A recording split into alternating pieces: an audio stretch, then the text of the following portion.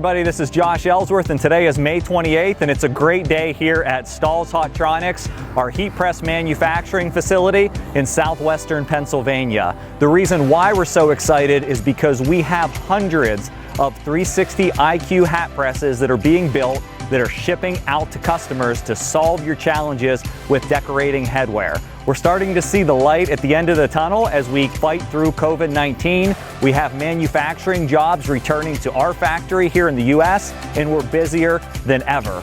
I want to thank the team at Hotronix for innovating this awesome heat press and all the heat presses that they've innovated over the years, but especially right now, how we're fighting through this thing, building a high quality machine and really putting you, our customer, in a better position than ever to be able to succeed in the new market as we move forward.